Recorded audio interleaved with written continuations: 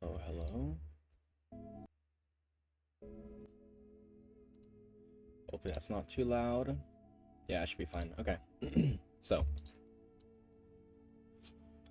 now we're moving on to A-level psychology because that's... AS-level psychology because I have to retake them because I was sick last year for my psych exams, so I have to retake them because I got a 0 technically, and Cambridge sucks and scammed me out of my money. Even though I had chickenpox, rest in peace. Okay, so starting with the biological approach, we're gonna address these points, go over the Dement and Kleitman study, and that'll be the video. Actually, maybe I'll just do biological approach now. Maybe we should just do that.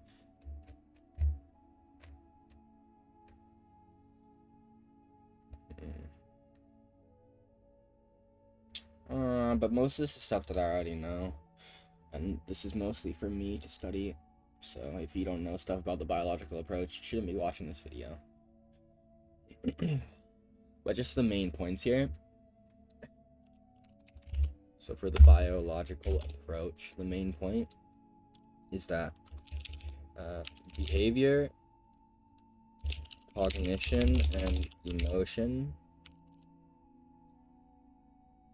can be explained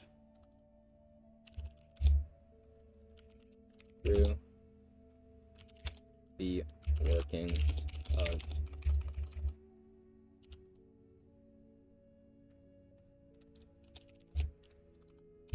brain and the effects of hormones, genetics, and evolution. And then additionally, similarities / differences explained or understood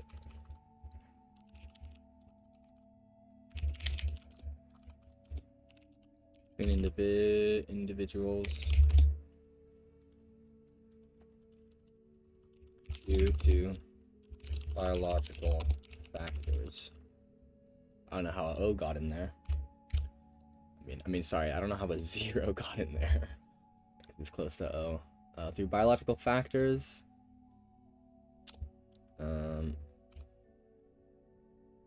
and their interactions with other factors.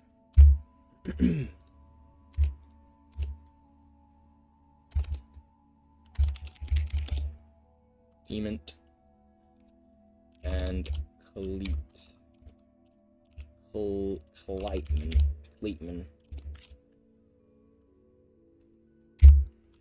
Sleep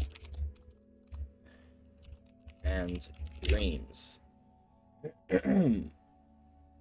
So here's the kind of abstract of it without the results and stuff, but they're trying to study the relationship or investigate the relationship between rapid eye movement and dreaming. Include the use of electroencephalograms like EEG. I think that's what it stands for, right? Why is this in Japanese? Electroencephalogram. Okay, nice. Why is that in Japanese? Weird. So yeah, they used an EEG to measure these things, REM and non-REM sleep, and they used experimental and correlational methods, and also an interview technique. They were investigating sleep, dreaming, ultradian dreams, whatever. So, to go over it,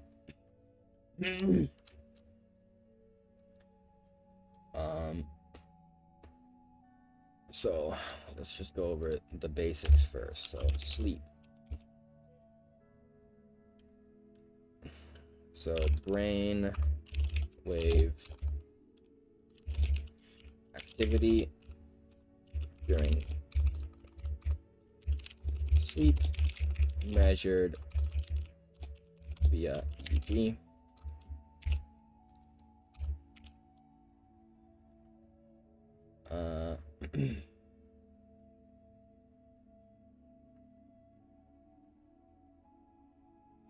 Actually, this is all kind of whatever. We don't really need to know this. Or I don't really need to know this, more like. Maybe you do. If you haven't studied anything yet. But I did this last year, so I don't know about this. Let's just read over it. I'm not going to put it into the notes. Biological rhythms, which repeat more frequently than once a day, are called ultradian rhythms. And the sleep stages are a good example of these. In healthy adults, full sleep cycle takes around 90 minutes. Dreams are subject to memories. Like they report dreams evoke certain. Okay, it's all coming back to me. Yeah, dreams. All right.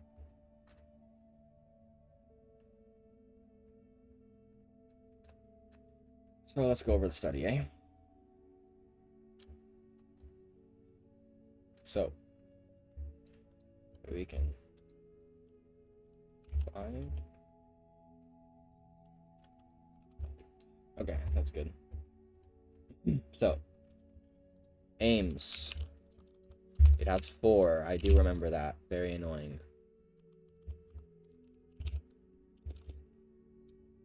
Our aims are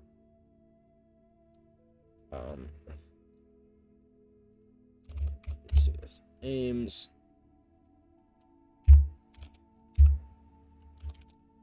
One is to see if dream recall occurs during REM or non-REM sleep. Let's see if link between the estimate of dream length and length of REM. Between estimated dream length and REM length.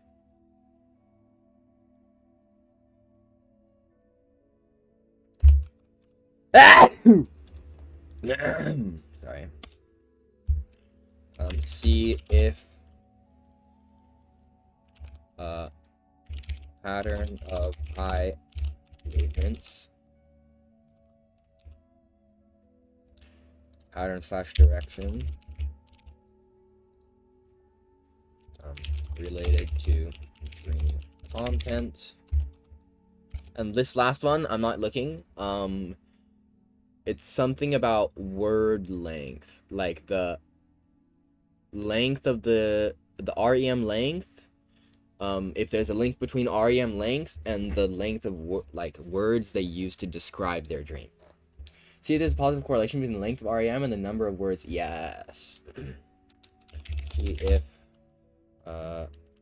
pause core between. Or we'll just try this. See if REM length pause core length of or number of words in recall narrative. We'll just say dream recall recording because that's what it was, if I remember correctly. Okay. Methodology.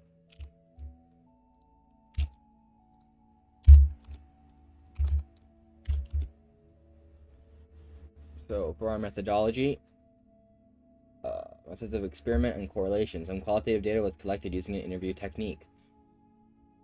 Just give us the actual thing. 3 aims had independent variables where the researchers were looking for a difference between conditions.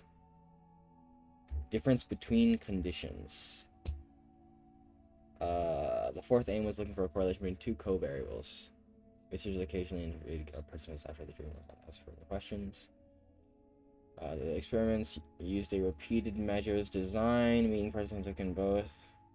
Okay, so it's repeated measures are in both conditions of each variable. We know that. Repeated measures.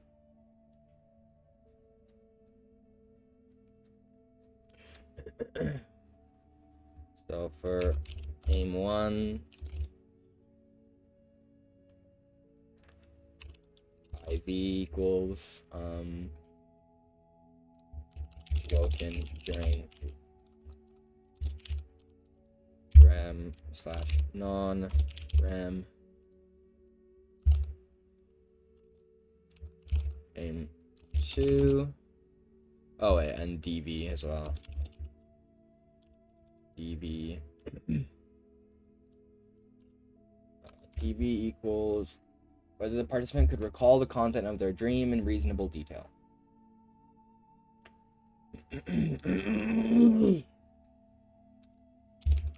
Quality of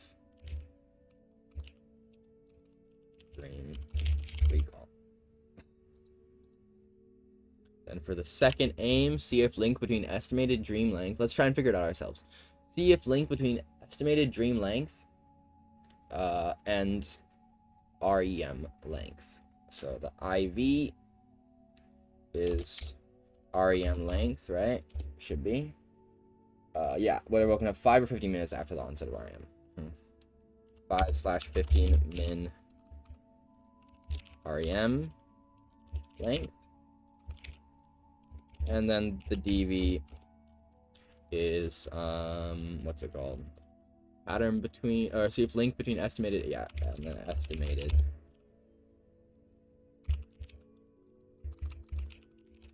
dream length, which was also 5/15.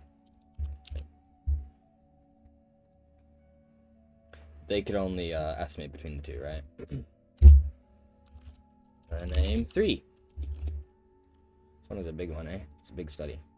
Aim 3, pattern direction of eye movements related to dream content. So IV is pattern / direction of eye movement, right? Yeah. Eye movement, which was vertical, horizontal, both, none.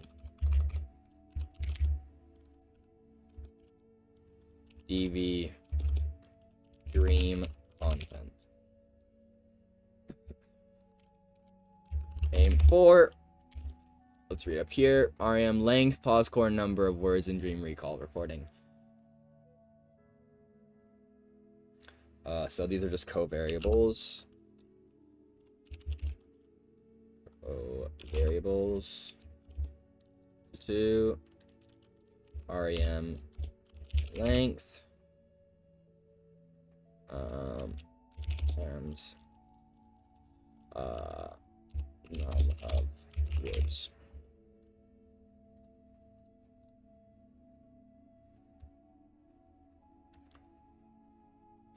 Cool. And then also finally we have our sample.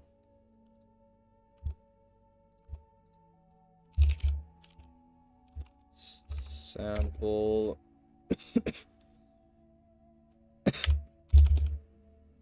Bullshit with this is we have to remember these numbers. So 7 males, 2 females. 5 were studied more intensely with the data from the other 4 used to confirm these results. 5 studied mostly, others, let's say other 4 used to confirm results.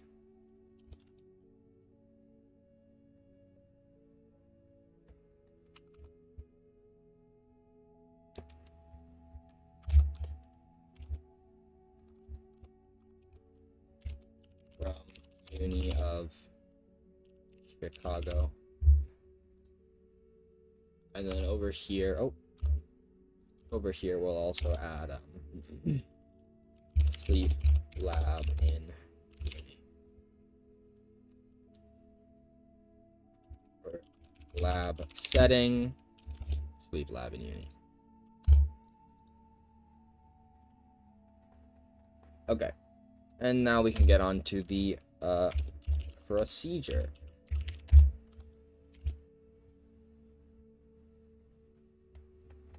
Okay, it's not too big of a study. We're chilling. Right? We're chilling.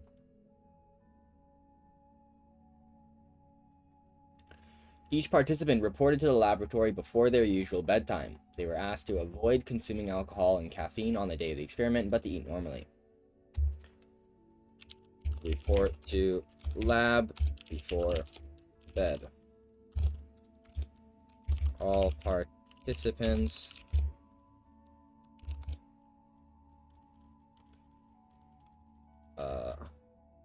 no, or we'll just say no alcohol or caffeine. Is that how you spell caffeine? I can't read. Where am I reading? Where am I reading? Okay, it is how you spell it, but it's not.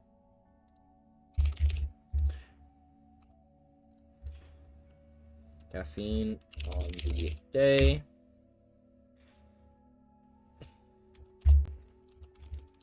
Eat normally.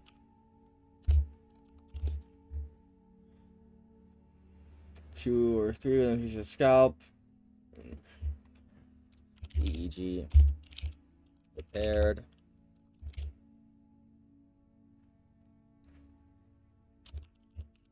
Electrodes. 2 electrodes on eyes. 3 on scalp.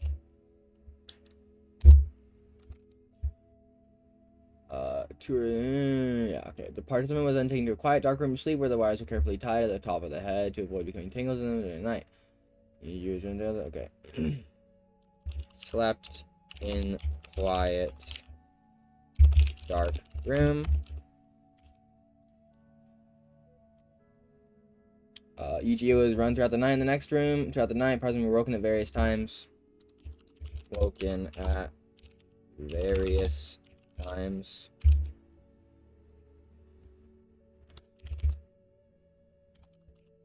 During REM/non-REM. Via doorbell. Via loud doorbell. We do have to know these sort of descriptive parts about it because they will ask you bullshit questions all the time. They were asked to first say whether they had been dreaming or not, and then to describe the content of their dream into a recording device near their bed. After this, they were able to go back to sleep. Asked if they were dreaming. Or we'll just put a space here because it feels nice. Asked if they were dreaming. Asked. Described. Oh my god. They described.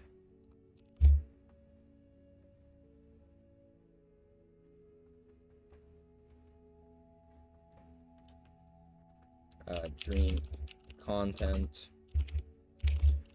into recording device.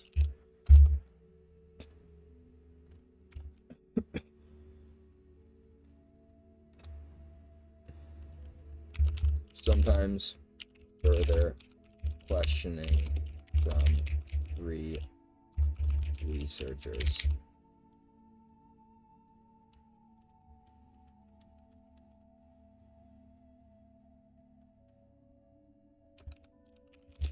Specifics.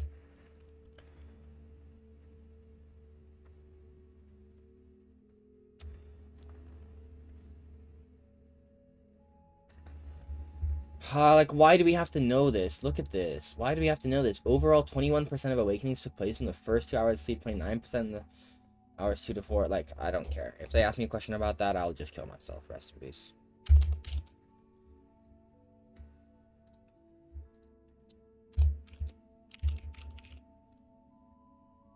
We have our results. All 9 had regular sleep patterns.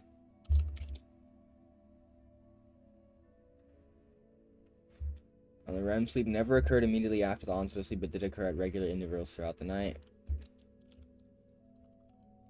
REM occurred at regular intervals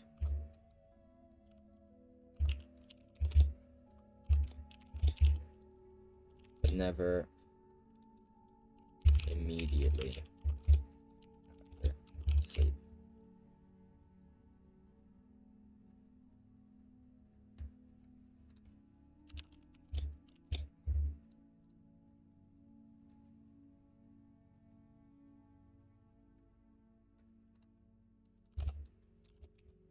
Average REM length 92 mins.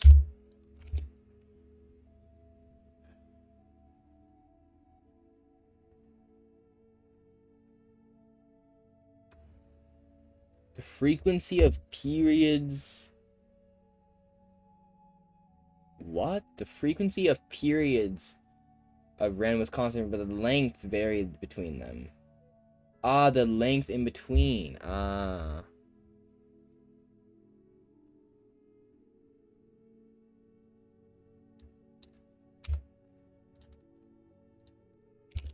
Between REM periods equals 92. Average REM length 20.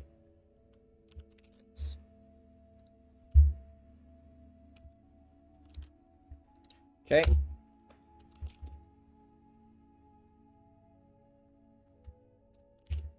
REM longer later in night.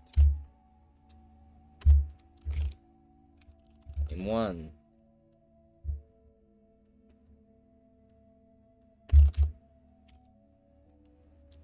For aim one, dream recall occurred predominantly in REM sleep. Let's just do this actually.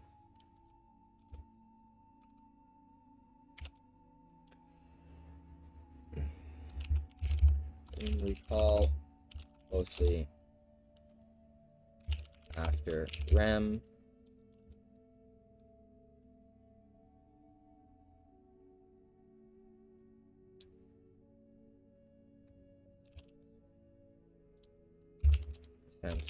After REM,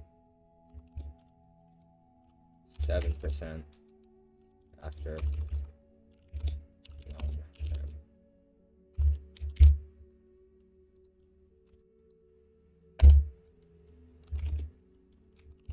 2. All persons were able to determine whether they had been dreaming for 5 or 15 minutes with high accuracy. With the exception of one person who was only correct 65% of the time and 10% of the time.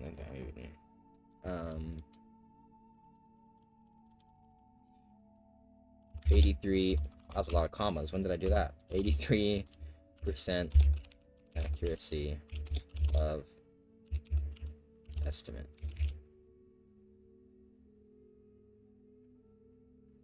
Estimate. One participant. One outlier. Only accurate 65%.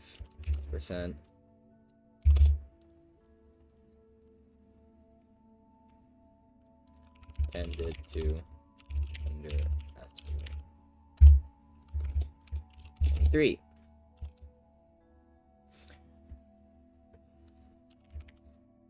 Vert equaled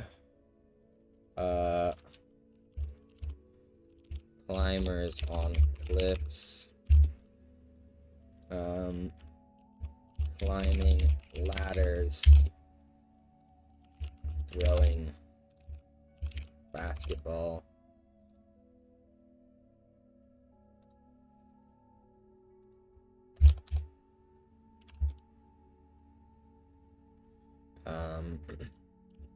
horizontal,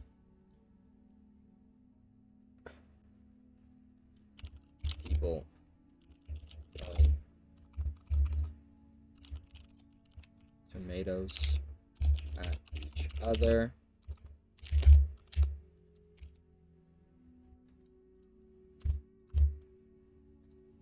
throwing tomatoes. Let me just put some move this up to the middle. Okay. People throwing tomatoes at each other. None. Old driving a car.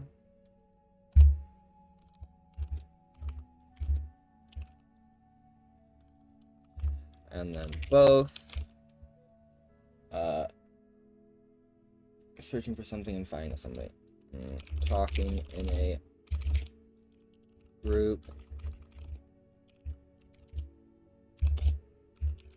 Searching for something and fighting.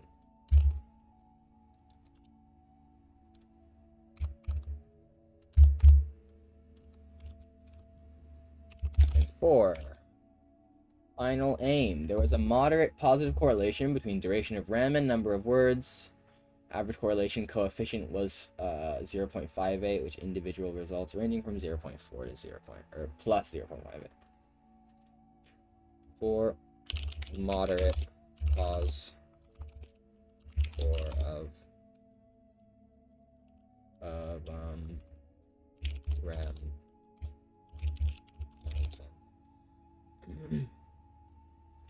and word number.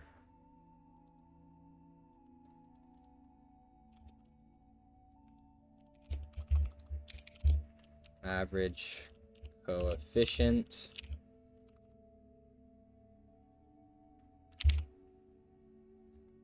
average correlation coefficient equal to positive 0.58. Just to make sure I understand what that even means, because I don't do math. Correlation coefficient.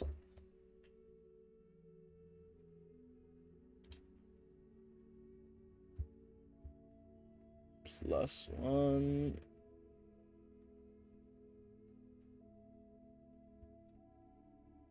Zero. Ah, okay. I like this. This helps. Okay, so it's like that basically.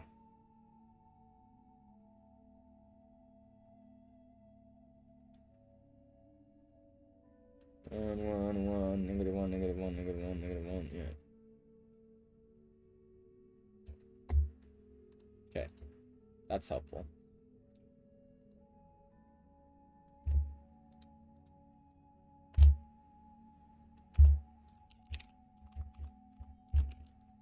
Conclusion.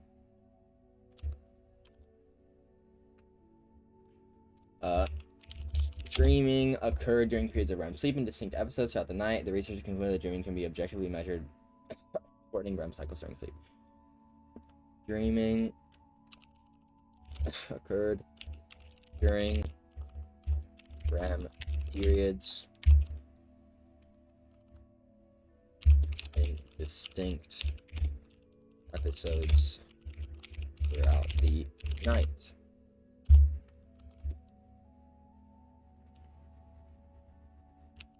Concluded that, well, he just say dreaming can be objectively measured via recording REM cycles.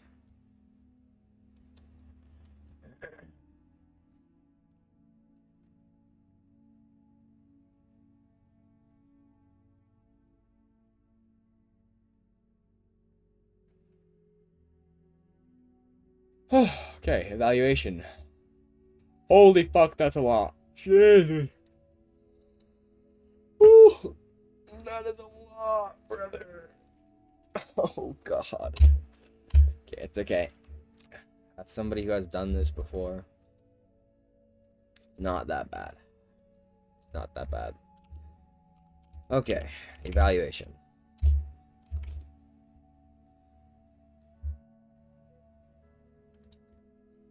For some reason, I don't know. Looks bad, so I'm gonna write the whole thing. Evaluation. Okay. Ethics. Strength. Maintained confidentiality.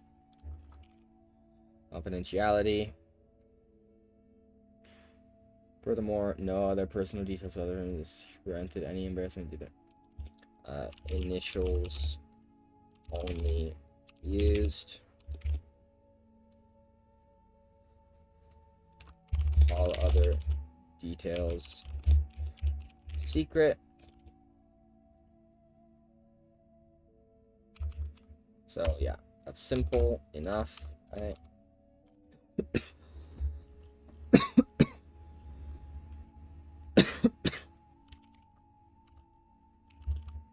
So the logical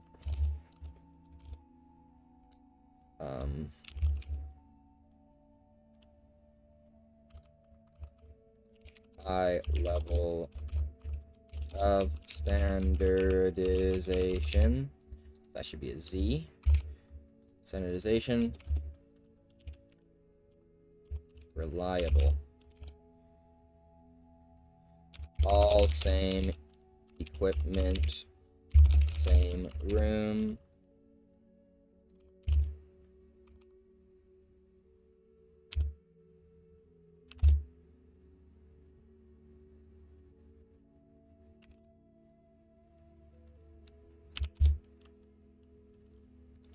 Same procedure.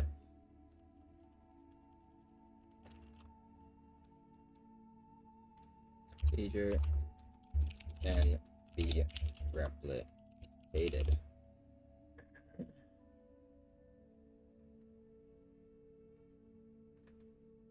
For reliability.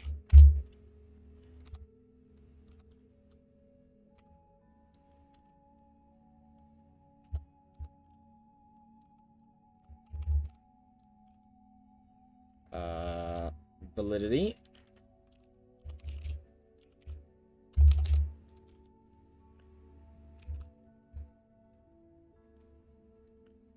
Another strength was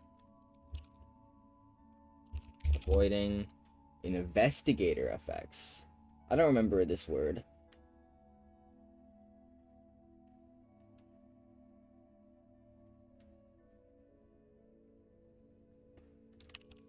Investigator effects. Strength. No researcher in room during dream recall.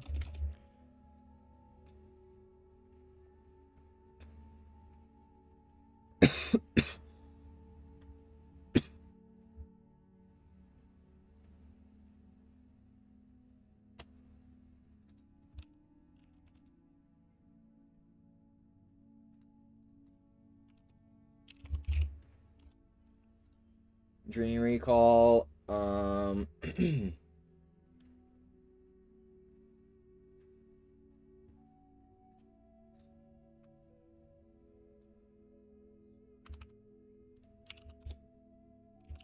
Affect participants' answers.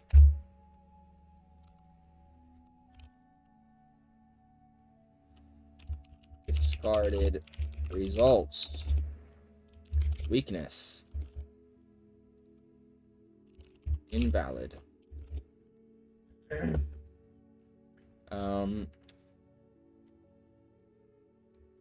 Lost dream recordings.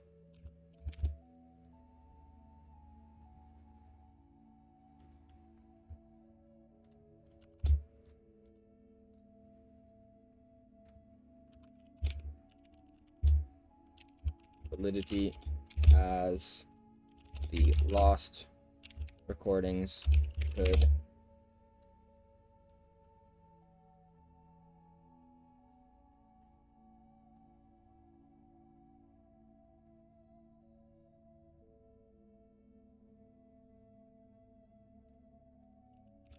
to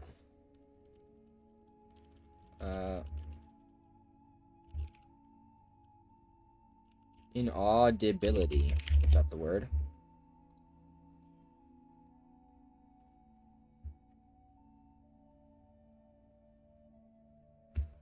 Let's find out. Inaudibility, inaudibleness. Inaudibleness.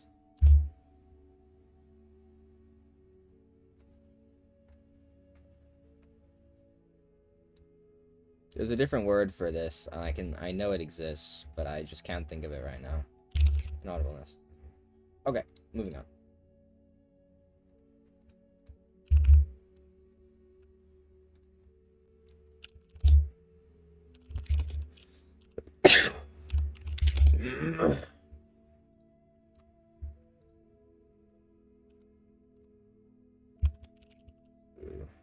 Influencing results.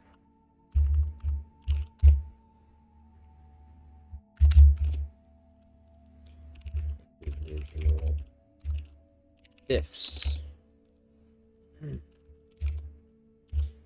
Weakness, invalid.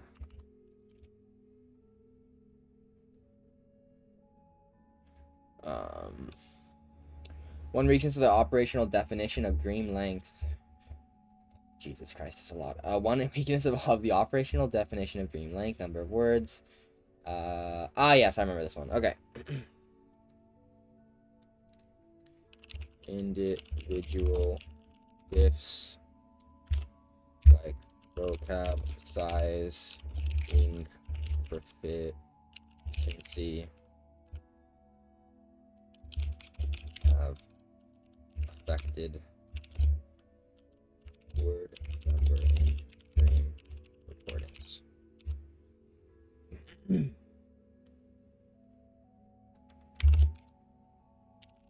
Affect validity of correlational results. Okay.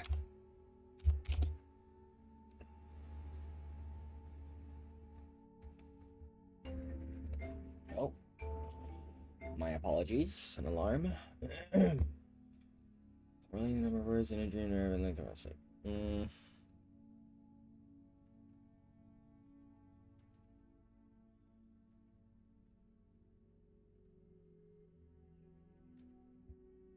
Data. Relating the number of words in a dream narrative and the length of REM sleep. Yeah. Objectivity and subjectivity.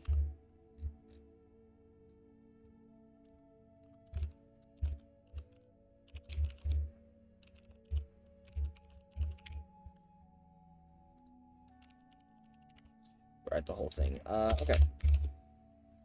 Objectivity and subjectivity. Quant data. Strength. Valid.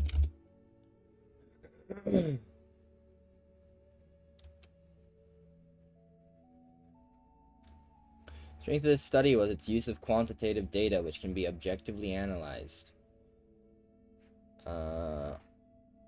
Yeah. Quant data can be objectively analyzed.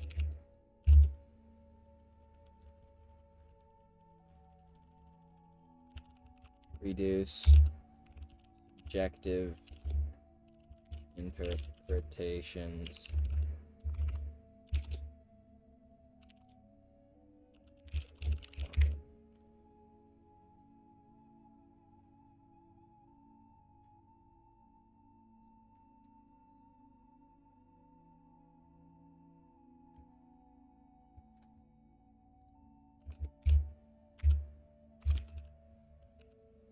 For example, reduce subjective interpretation via counting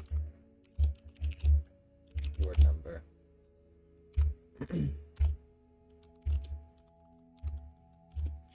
We also have scientific equipment, strength, reliable, make it more reliable. Oh no, validity. Yeah, that's true, it is validity.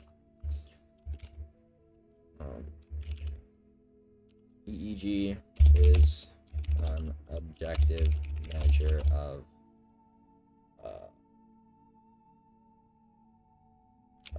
sleep stage.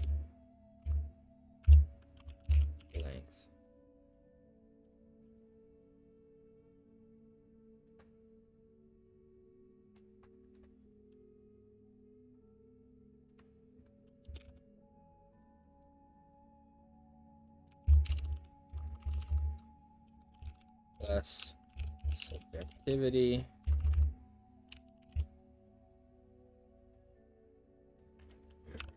more confidence. Kind of a lousy explanation, but it's whatever. And then generalizations. Generalizations. What a fucking word. And eco. Wow.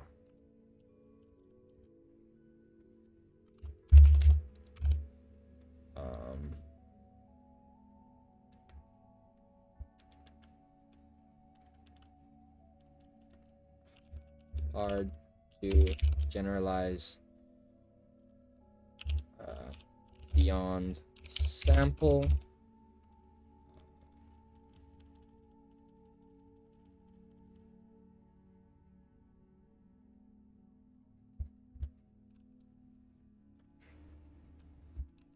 Significant variation in sleep cycle duration shown.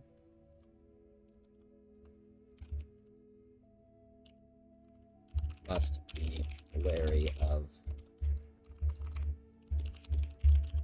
applying findings to others.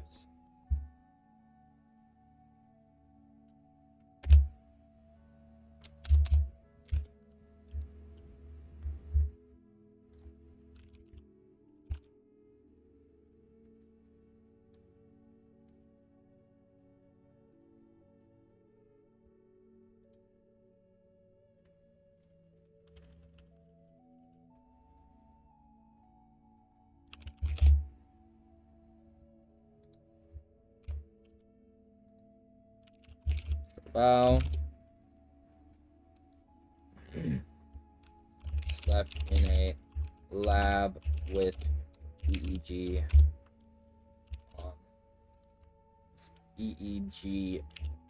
electrodes on head.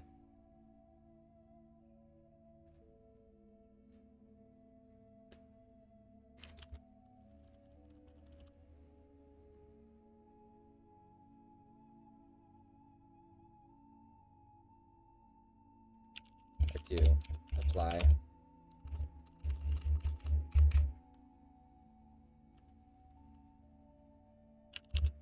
force to not have alcohol or caffeine. Apply these findings to natural sleep.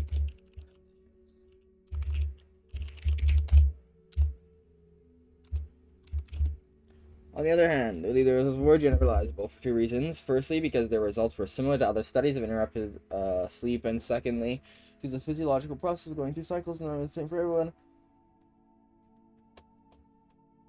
On the other hand,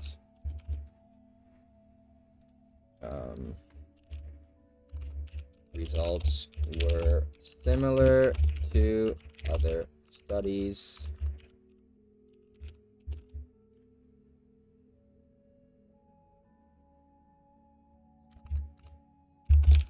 as sleep cycles are universally. Did I spell universally?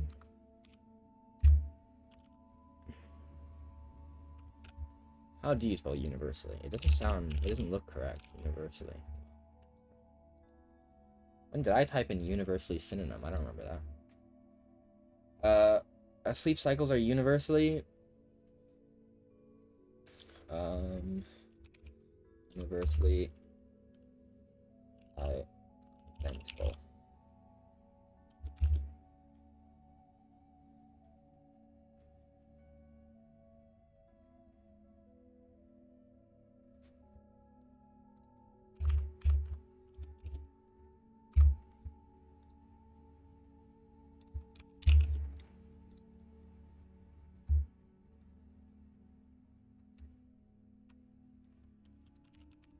results can be.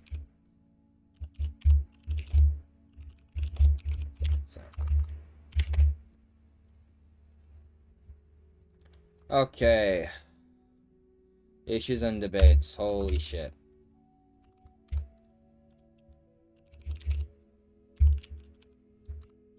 The nice thing about this is that we only have a few different types, except they have these other random ones that they add in for AS level. It's weird.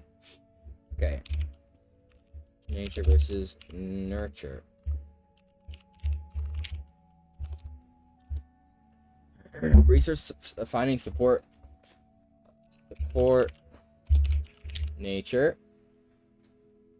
All participants report a significantly greater number of dreams during REM sleep than non-REM sleep, indicating that dreaming during REM sleep is an innate biological mechanism. So it supports nature.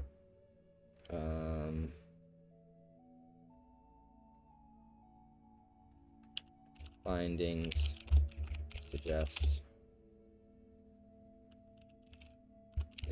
during REM is biological mechanism.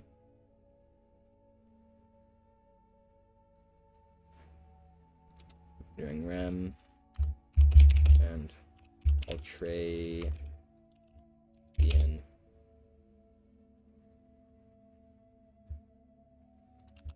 sleep cycle. Ultradian rhythms. Is that how you spell rhythms? No, it can't be.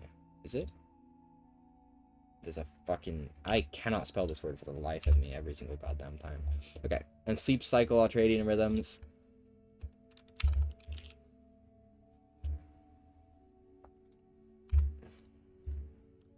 Are biological mechanisms. The fact that people had such diverse dreams with different content demonstrates the role of nurture and sleep and dreams as our different life experiences. Yeah, true.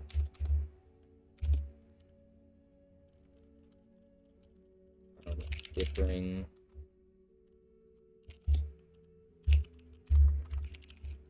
dream contents support nurture as life experiences impact our dreams. Okay.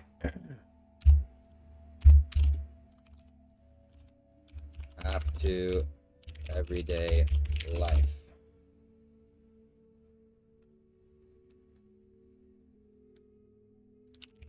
Treating sleep issues. For the diagnosis of sleep symptoms, you should also look at the output of the agent, compare brainwave patterns, AAGs, EEGs, can be used to diagnose sleep disorders via analysis of REM/non-REM sleep cycle and brainwave pattern comparisons to healthy patients.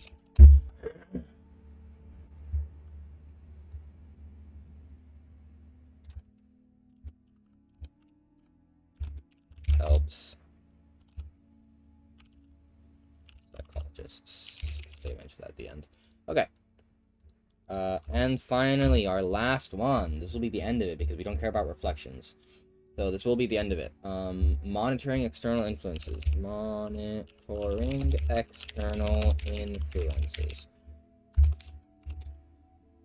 That's not the right thing. Okay. Another application of the use. Oh, it's another application. Oh, shit. My bad.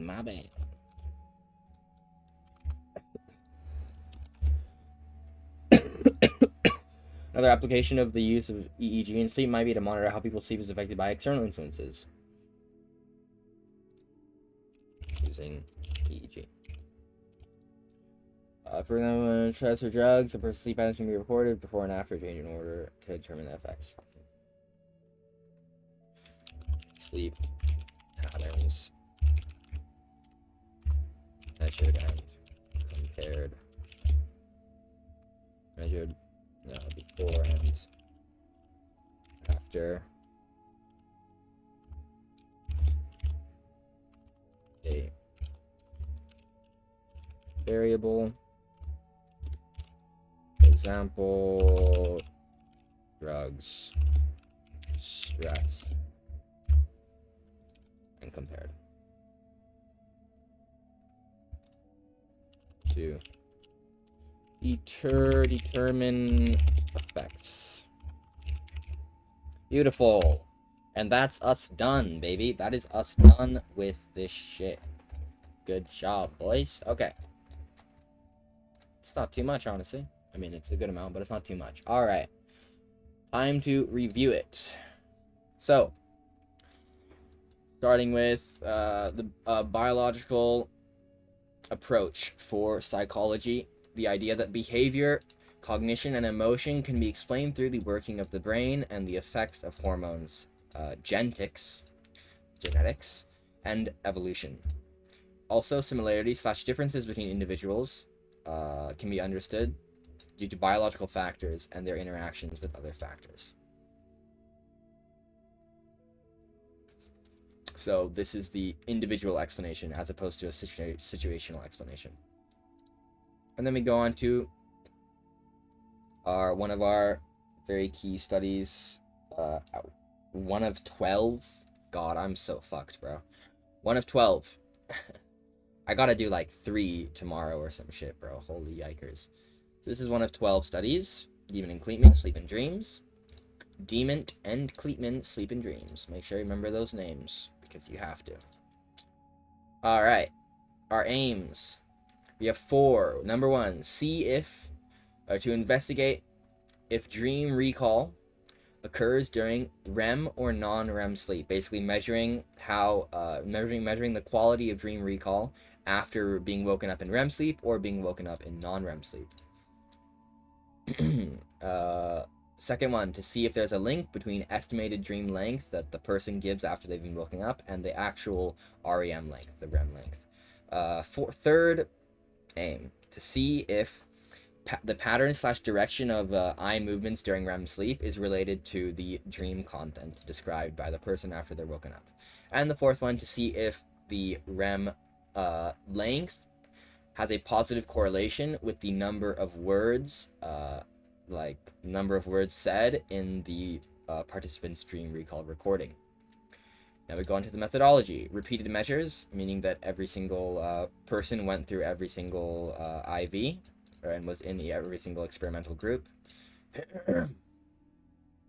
And it was done in a lab setting, a sleep lab in a university. It's the University of Chicago. Aim number 1, independent variable, were they woken during REM or non-REM sleep? And the dependent variable, the quality of their dream recall. How did they actually remember their dream or not, basically. Our second aim, independent variable, was whether or not their REM sleep length was 5 or 15 minutes. And the dependent variable, what was measured, was the participant's own estimated dream length, given the choice of 5 or 15 minutes. Aim 3, independent variable, was the eye movement direction, vertical, horizontal, both, or none. And the dependent variable was the content of their dream, as described by them. And aim 4 did not use independent variable. It had 2 covariables, as it was correlational. And those 2 variables were REM length and the number of words said. And finally, the sample was 7 males and 2 females from the University of Chicago. Only 5 were studied primarily, and the other 4 were used to confirm the results. Now we move on to the procedure.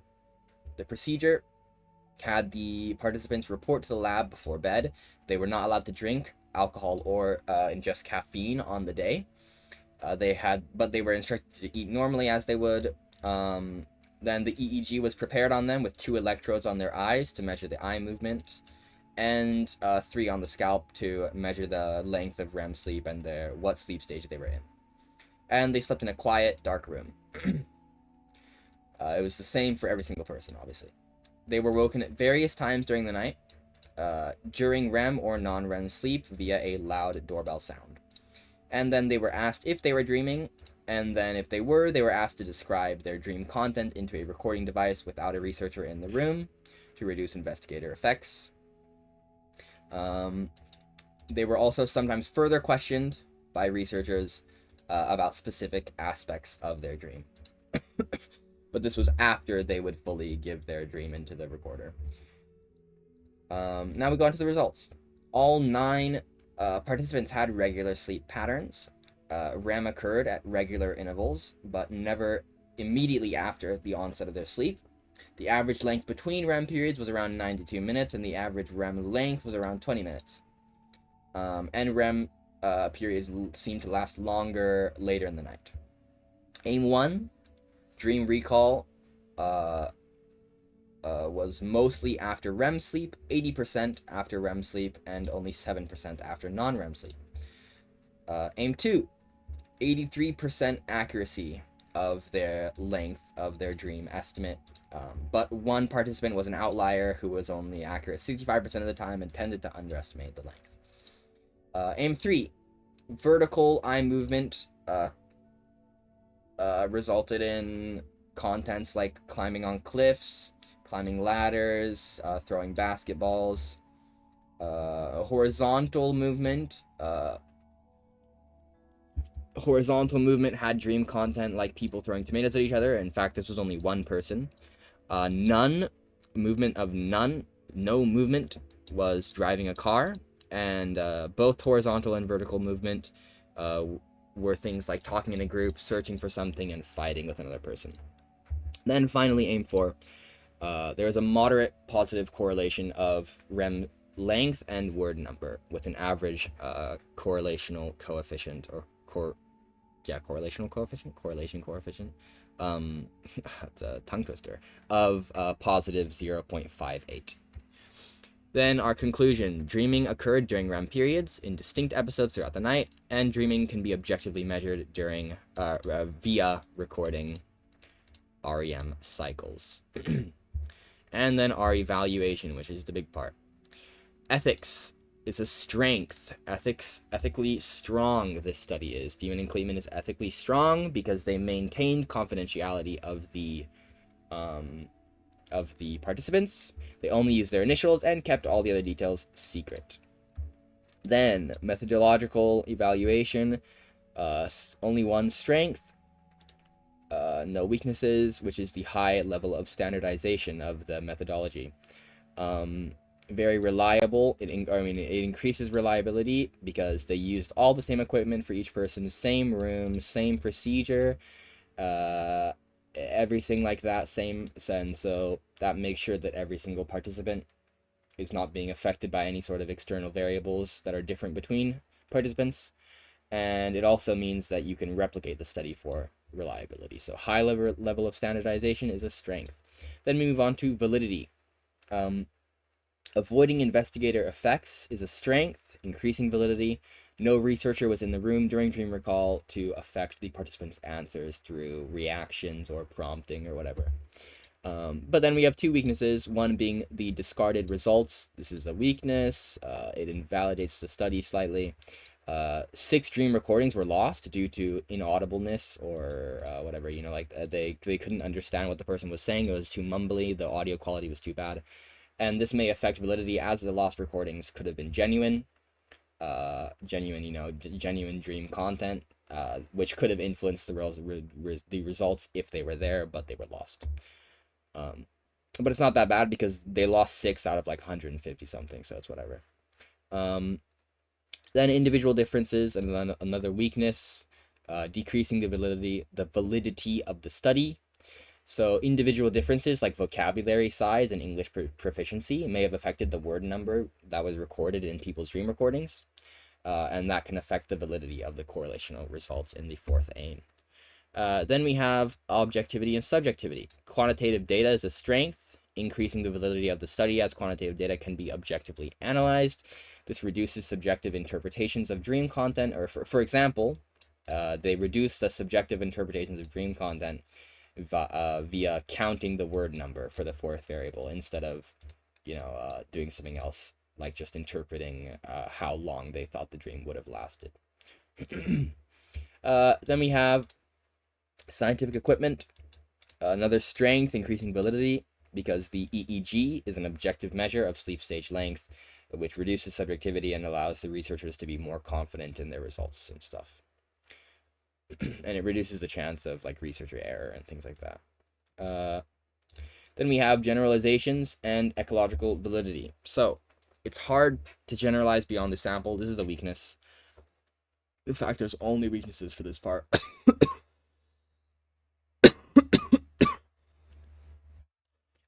Significant variation in sleep cycle duration was shown, and so this means that we have to be, or the researchers have to be wary of applying the findings to others, since there was significant variation in sleep cycle duration shown in the study.